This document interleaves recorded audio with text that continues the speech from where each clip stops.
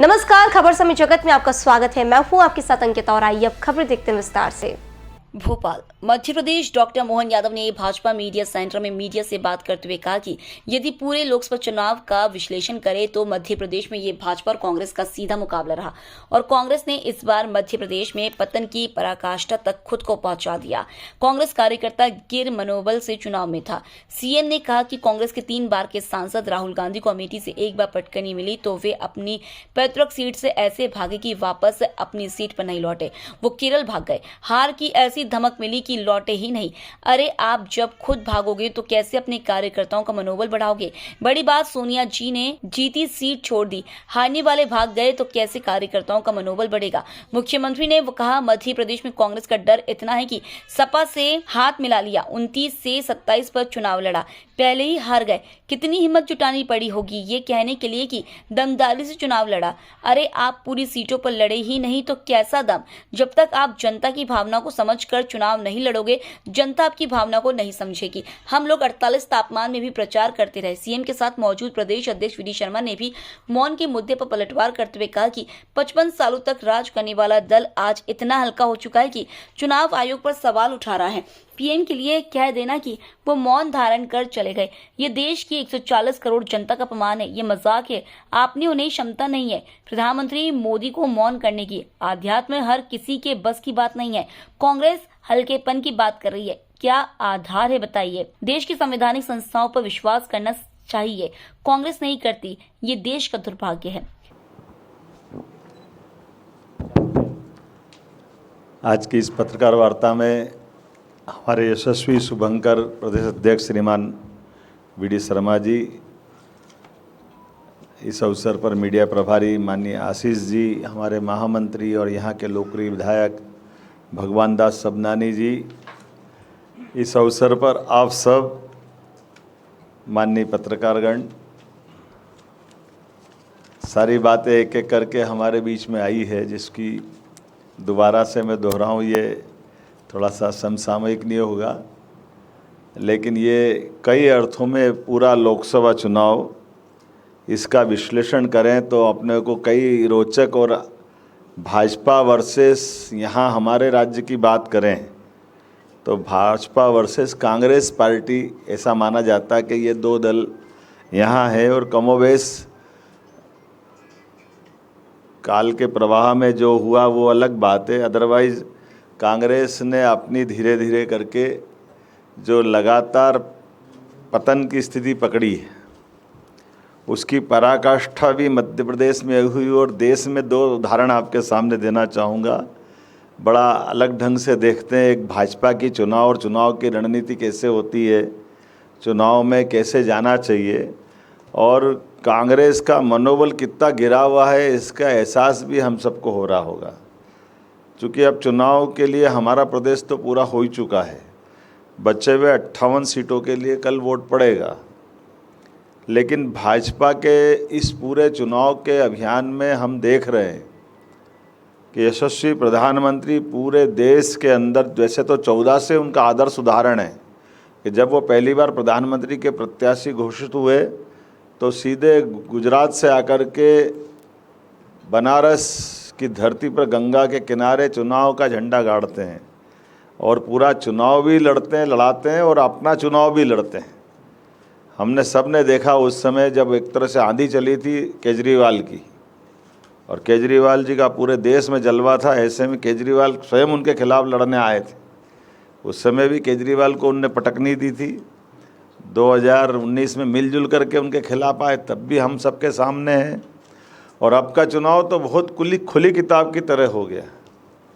जिस चुनाव में इतने लंबे अभियान का माननीय यशस्वी प्रधानमंत्री ने नेतृत्व किया, और ये भी हम सब देख ही रहे हैं कि जो एक बार कहा 2014 में पूर्ण बहुमत मिला, 2019 में 300 पार तो 300 पार हुए, और अब की बार 400 पार तो 400 पार के लक्षण दिखाई दे रहे हैं। लेकिन कांग्रेस का मनोबल कितना गिरा हुआ है आप इसका अंदाज लगा लो कि 3 बार के सांसद थे, उनके पैतृक सीट थी अमेठी, लेकिन एक बार पटकनी खाई तो ऐसे भागे कि केरल के आगे समुद्र आ गया। लोग कहते नहीं तो अरब में जाके लड़ते चुनाव। जगह ही नहीं बच रही थी इनको, भारत खत्म हो जाता वहाँ था। और उस चुनाव की धमक ऐसी हुई कि दोबारा जब वापस चुनाव का मौका आया तो आप अपने कांग्रेस के लोगों का मनोबल कैसे बनाए रख सकते हो जब चुनाव में हार जीत होती है? कोई बड़ी बात नहीं, इंदिरा गांधी भी हारी थी, लेकिन अपनी सीट पे भी लड़ने की हिम्मत नहीं। और उससे बढ़कर के और एक तमाशा देखो आप कि जो जीत रहे हैं वो सीट छोड़ के भाग रहे हैं। अब सोनिया गांधी जी को क्या कष्ट है? इस उम्र में कोई बहुत अंतर नहीं था, लेकिन सोनिया गांधी जी जीती हुई सीट छोड़ रही और एक हार के भाग गए। तो आप मैदान तो वैसे मनोबल कार्यकर्ताओं का बनाओगे कैसे?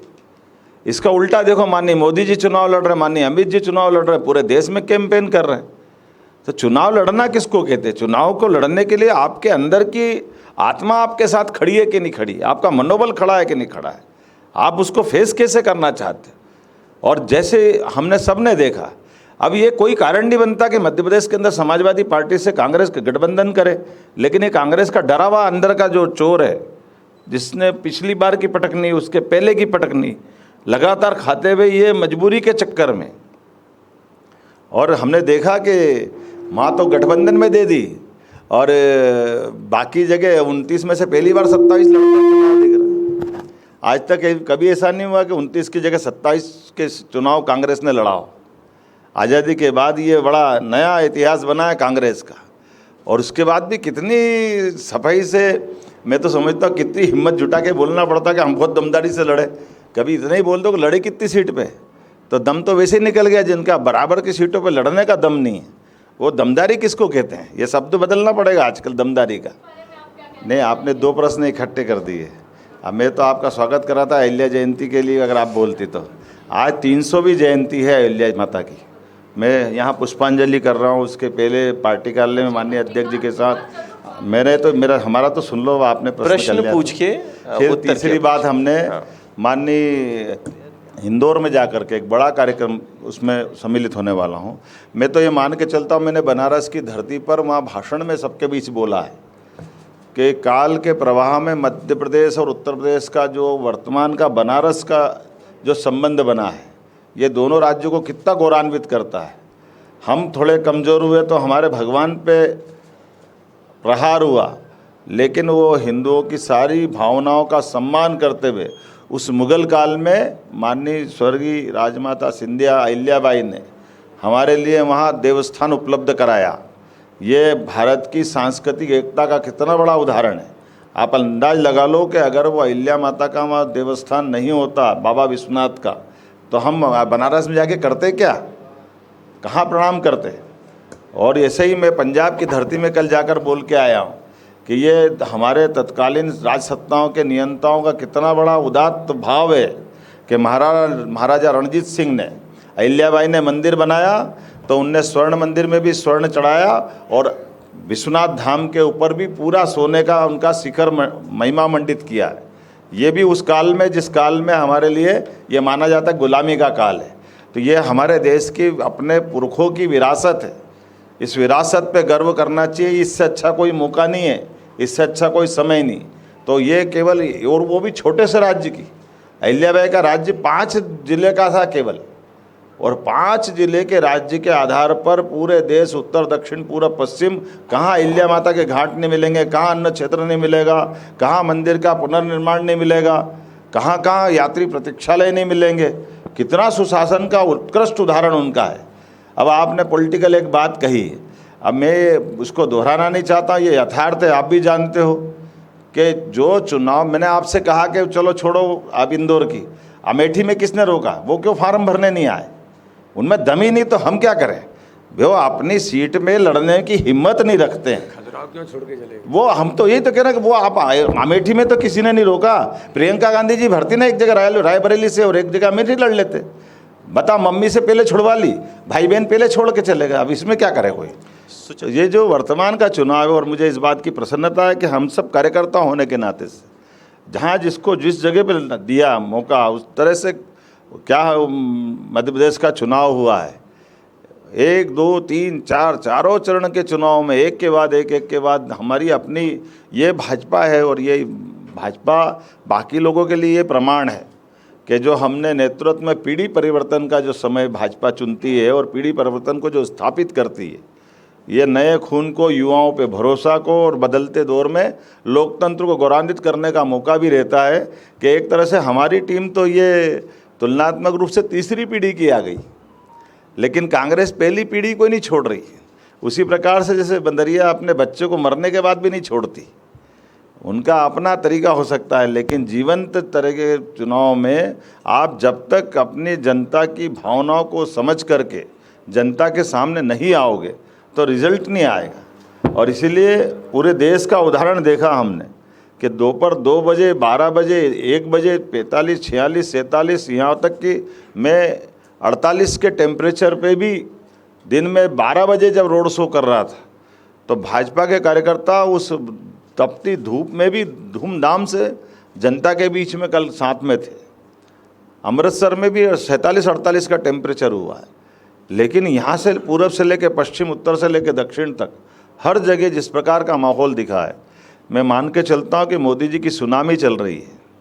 वर्तमान में भाजपा के पक्ष में जो माहौल बना है, निश्चित रूप से ये जो कह रहे हैं 400 पार, और ये बात सही है कि अब लोग बहाने बनाने लगेंगे, ईवीएम खराब है, ये डीएम एवीएम दोनों मिल गए, पता नहीं क्या क्या करेंगे।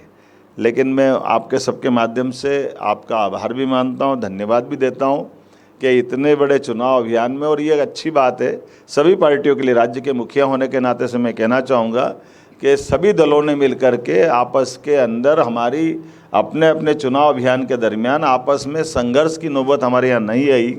हम अपने अपने ढंग से चुनाव लड़ते रहे, अपने विचारों की लड़ाई है, और इसलिए मध्य प्रदेश की जो गौरवशाली विरासत थी उसको बनाए रखा है। एक दूसरे के लिए चुनाव में बोलना अलग बात है, लेकिन व्यक्तिगत कटुता वाली कोई घटनाक्रम को सभी कार्यकर्ताओं ने टाला और बहुत स्वस्थ वातावरण में अपनी अपनी बात रख कर के कहने का मौका दिया, और उसका परिणाम यह आया कि हमारे चारों चरण में एक भी किसी भी पार्टी के साथ किसी प्रकार का परस्पर कोई मनमुटाव हो जाए ऐसा अवसर नहीं आया। मैं धन्यवाद देना चाहूँगा पूरे प्रदेश की जनता को, विपक्ष वालों को भी मनाते से धन्यवाद दूंगा कि हमारी जवाबदारी पक्ष की होती है तो विपक्ष की भी जवाबदारी, जिनने दोनों तरह से इसको निभाया है। मेरी अपनी बात तो ख़त्म हो गई। अब ये बात सही है कि मैं यहाँ बैठा हूँ तो ये दुविधा भी महसूस कर रहा हूँ कि ये चुनाव की बात करने के लिए हम प्रेस में ज़रूर बैठे हैं, लेकिन लोग सरकार की बात करेंगे, पर मैं कह रहा हूँ 5 साल है, जल्दी क्यों करो। तो इसलिए उम्मीद करता हूँ कि बातें सरकार की सरकार में कर लेंगे। आज तो चुनाव की बात करें, क्योंकि चुनाव को लेकर प्रेस कॉन्फ्रेंस है। मैं एक बात, ठीक, मेरे जो 29 लोकसभाओं आज भोपाल में आयोजित इस पत्रकार वार्ता में हमारे बीच मध्य प्रदेश के हमारे लोकप्रिय यशस्वी मुख्यमंत्री, जिन्होंने बहुत कम समय में एक प्रभावी भूमिका निभाने का काम मध्य प्रदेश के मुख्यमंत्री के नाते से किया है, ऐसे आदरणीय डॉक्टर मोहन यादव जी, हमारे प्रदेश के महामंत्री भगवान दास जी, मीडिया के प्रभारी भाई आशीष जी, और मेरे सभी भोपाल के मीडिया के पत्रकार मित्रों। ये पत्रकार वार्ता वैसे पत्रकार वार्ता है, औपचारिक भी है, लेकिन अनौपचारिकता इस पत्रकार वार्ता के अंदर इसलिए है कि ये आप सभी मित्रों के साथ माननीय मुख्यमंत्री जी की इच्छा थी कि चुनाव का अंतिम चरण प्रचार समाप्त हो गया है, तो हमारी भूमिका समाप्त हो गई। अब जनता की भूमिका जो शेष 58 सीटों पर बची है, तो कल मतदान होगा, तो उससे पूर्व एक बार अपने सभी पत्रकार मित्रों के साथ हम लोग मिलें। तो इसलिए आज सभी पत्रकार मित्रों को आमंत्रण है और मैं आप सबका स्वागत करता हूं। ये 2024 का लोकसभा का चुनाव भारत के लोकप्रिय, दुनिया के सर्वाधिक लोकप्रिय नेता माननीय प्रधानमंत्री नरेंद्र मोदी जी के नेतृत्व में पूरे देश के अंदर जिस प्रकार से चुनाव का अभियान और जनता ने प्रधानमंत्री जी को जो आशीर्वाद दिया, मध्य प्रदेश में मुझे ये कहने में कोई संकोच नहीं कि जिस प्रकार से विधानसभा के अंदर मध्य प्रदेश की जनता ने मध्य प्रदेश के मन में मोदी और मोदी जी के मन में मध्य प्रदेश के अभियान को जो एप्रिशिएट किया था, और मध्य प्रदेश की जीत का सबसे बड़ा आधार माननीय प्रधानमंत्री मोदी जी के नेतृत्व में जनता ने जो आशीर्वाद दिया, लोकसभा के चुनाव में भारतीय जनता पार्टी के माननीय प्रधानमंत्री मोदी जी को मध्य प्रदेश के अंदर भी इस चुनावी अभियान में ऐतिहासिक सफलता मध्य प्रदेश को मिलेगी। मध्य प्रदेश का हमारा नेतृत्व, हमारे माननीय मुख्यमंत्री डॉक्टर मोहन यादव जी, भारतीय जनता पार्टी का हमारा वरिष्ठ नेतृत्व, सबने मिलकर एक टीम स्पिरिट के साथ मध्य प्रदेश के लोकसभा के चुनाव को हमने जो कैंपेन किया, आज मुझे बताने में आप सबको गर्व है कि उस कैंपेन के आधार पर आज हम मध्य प्रदेश के अंदर 29 की 29 सीटें भारतीय जनता पार्टी ऐतिहासिक बहुमत से जीतेगी। हम सब लोग इस बात को जरूर कहते हैं कि प्रशंसाएं होती रहती हैं, कभी कभी श्रेय भी मिलते रहते हैं, लेकिन जिसको कहा जाता है ना कि मेरा आपकी कृपा से सब काम हो रहा है, करते हो तुम कन्हैया नाम हमारा हो रहा है। तो हम सब लोग तो माननीय प्रधानमंत्री मोदी जी के नेतृत्व में उन्हें जनता आशीर्वाद दे रही है। हम लोग मेहनत और परिश्रम के साथ एक टीम भावना के साथ उनके साथ लगे हैं।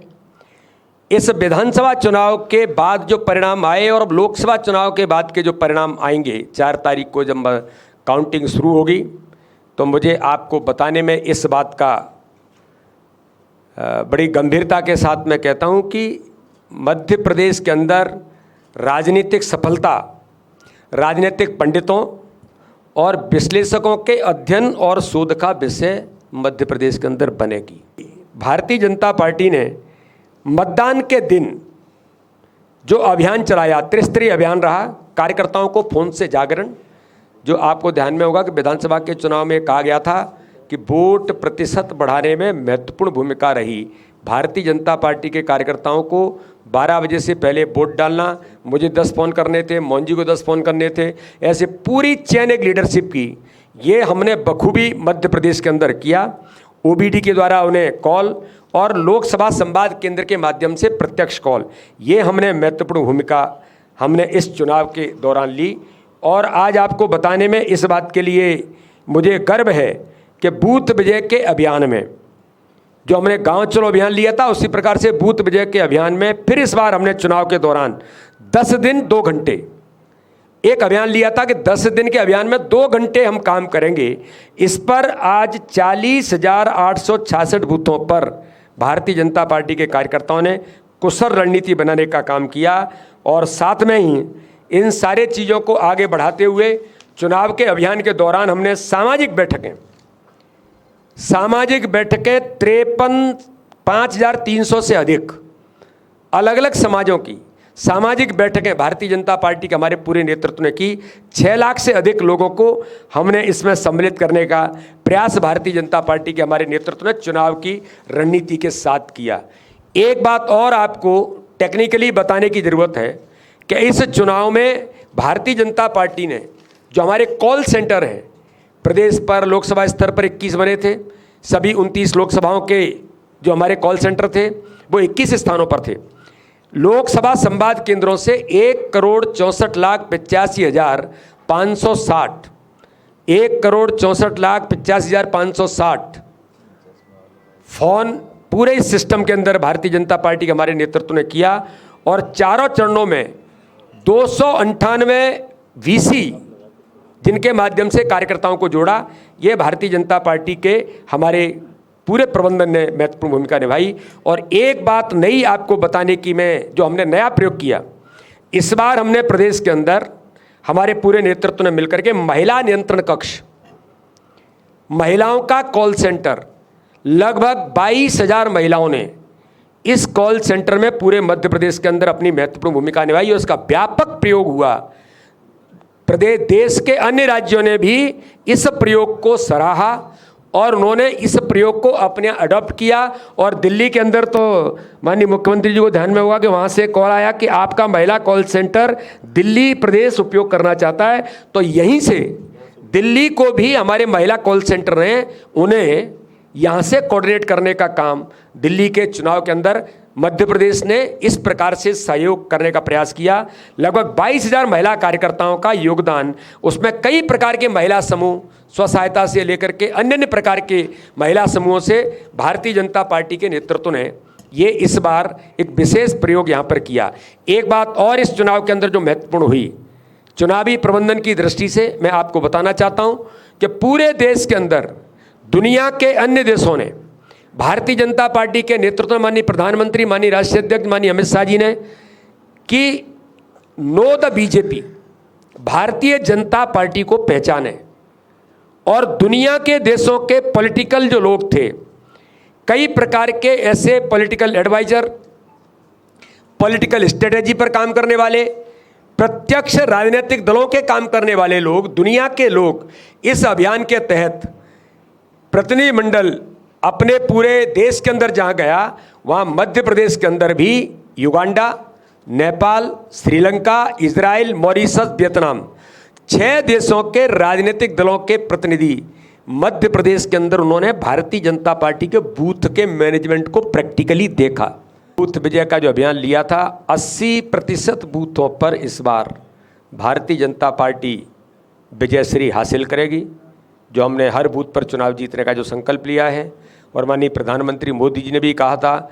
और दूसरी बात, जो पिछले लोकसभा के चुनाव में 58% हमें वोट मिला था, इस बार मुझे आप सबको ये बताने में गर्व है कि आगामी आने वाले 4 तारीख के परिणामों के बाद जब हम एनालिसिस करेंगे तो मध्य प्रदेश के अंदर जो हमने 10% वोट शेयर बढ़ाने की बात कही और उस पर हमारे मुख्यमंत्री, हमारी पूरी टीम ने जो अथक मेहनत और परिश्रम किया है, मैं ऐसा मानता हूं कि हम 10% वोट शेयर बढ़ाने में सफल होंगे।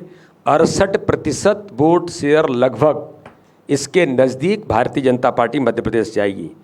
जो हमारी प्रबंधन की टोली ने जो प्रयास किए थे, वो मैं आपके सामने ज़रूर कुछ कम शब्दों में रखना चाहता हूं कि हमारी केंद्रीय नेताओं के, प्रदेश के नेताओं के जो हमारे प्रवास थे, उसमें माननीय प्रधानमंत्री मोदी जी 8 जनसभाएं और 2 रोड शो माननीय प्रधानमंत्री जी ने मध्य प्रदेश के अंदर किए।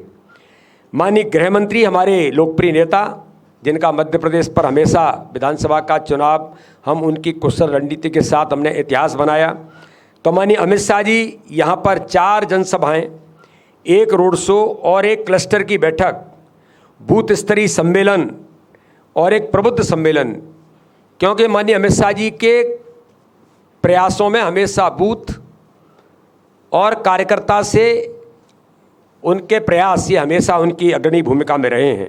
माननीय राष्ट्रीय अध्यक्ष जी ने 7 जनसभाएं, 1 शक्ति केंद्र सम्मेलन और 1 प्रबुद्ध जन सम्मेलन और 2 क्लस्टरों की बैठकें जबलपुर और इंदौर की माननीय राष्ट्रीय अध्यक्ष जी ने की। रक्षा मंत्री जी ने 6 जनसभा, 1 सामाजिक बैठक की। माननीय मुख्यमंत्री जी ने मध्य प्रदेश के अंदर, मुझे आज आपको बताने में गर्व है कि हमारे मुख्यमंत्री लगभग 180 से अधिक आपने आम सभाएं और 58 रोड शो माननीय मुख्यमंत्री जी ने मध्य प्रदेश के अंदर किए। तो वहीं 12 राज्यों में चुनाव मध्य प्रदेश के चारों फेज के जो पूरे हुए, 12 राज्य, इसमें दक्षिण के राज्यों से लेकर के, बंगाल से लेकर के, उड़ीसा से लेकर के, हर राज्य में लगभग 12 राज्यों के दौरे माननीय मुख्यमंत्री जी के प्रतिदिन देश के अंदर हुए हैं। तो उधर भी चाहे वो बिहार, उत्तर प्रदेश, झारखंड, दिल्ली, हरियाणा, महाराष्ट्र, तेलंगाना, पंजाब, आंध्र प्रदेश और छत्तीसगढ़, ऐसे लगभग आपने देश के अंदर 72 लोकसभा सीटों को कवर किया है। तो माननीय मुख्यमंत्री जी ने भी अथक मेहनत और परिश्रम इस लोकतंत्र के महापर्व में इस बार अपनी महत्वपूर्ण भूमिका निभाई है।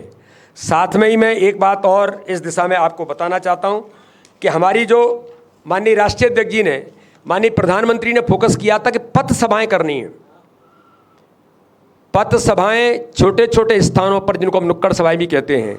मुझे आपको बताने में भारतीय जनता पार्टी की चुनाव की रणनीति में जो हमने नया प्रयोग किया इस बार, वो मध्य प्रदेश ने उसे सफलतापूर्वक किया है। चाहे माननीय राष्ट्रीय अध्यक्ष जी हों, चाहे माननीय गृह मंत्री जी हों या हमारे मुख्यमंत्री जी, और हम सब लोगों ने मिलकर के 2070 नेताओं ने 10,000 99 जो हमारे लगभग 12,000 शक्ति केंद्र हैं, उनमें 10,099 शक्ति केंद्रों पर पथ सभाएं, नुक्कड़ सभाओं के तौर पर हमने सभाएं की, जिसमें 20 लाख से अधिक लोग इन सभाओं के अंदर सम्मिलित हुए। 6 अप्रैल को भारतीय जनता पार्टी का स्थापना दिवस था। उसमें हमने बूथ पर झंडा लगाने से लेकर जो नए लोगों को जोड़ने का हमारा अभियान था, ऐसे 47,197 बूथों पर हमने इस बूथ विजय के अभियान को 6 अप्रैल स्थापना दिवस पर लिया और एक दिन में वनडे ज्वाइनिंग बूथ पर, बड़ी ज्वाइनिंग की बात मैं नहीं कर रहा हूं, ये मैं वो आंकड़ा आपको दे रहा हूं जो प्रत्येक बूथ पर हमने अभियान लिया था कि हर बूथ पर नई ज्वाइनिंग करेंगे। जो माननीय प्रधानमंत्री जी ने 370 नए वोट लाने की बात कही थी, उसका हमारा ये आधार था कि हम कैसे इन्हें प्राप्त करेंगे। 2,82,242 एक दिन के अंदर वनडे ज्वाइनिंग में इतने लोगों ने भारतीय जनता पार्टी की सदस्यता ग्रहण की। मतदाता पर्ची का वितरण का अभियान, इसको हमने इस बार 64,523 बूथों पर जमीन पर उतारा। साथ में ही 14 अप्रैल बाबा साहब अम्बेडकर की जयंती, स्वच्छता के अभियान से लेकर के बाबा साहब अम्बेडकर की जन्म जयंती पर भी भारतीय जनता पार्टी ने चुनाव के दौरान लगभग 66,826 स्थानों पर इन कार्यक्रमों को हमने जमीन पर उतारने का काम किया। खबर समय जगत के लिए संवाददाता आदित्य सराठी की report. For latest news, subscribe to our channel and press the bell icon.